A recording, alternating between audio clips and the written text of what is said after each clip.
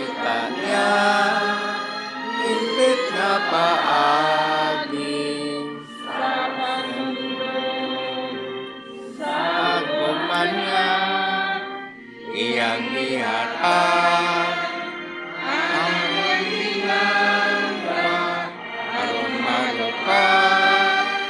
ang kalapasan pa, pinagakani, pagpakita gugma, ang Diyos gugma, ngalan niya gugma,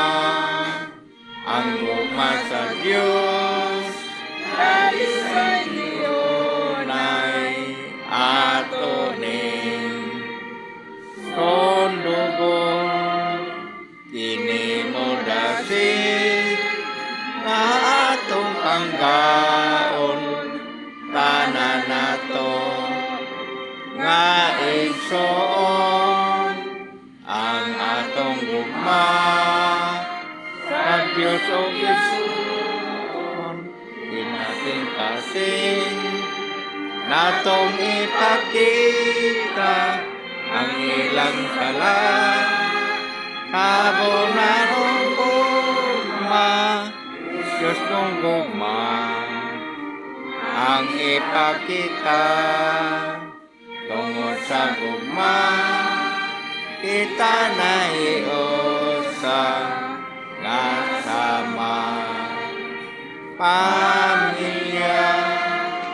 kita gidapit, sa Diyos na Jehova, hingpitunta, atong gugma, malipayon ta,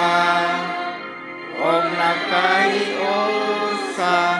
sa pag-alaga, sa Diyos na Jehova, hinaot dili, nato ikalipan, ang Diyos gugma,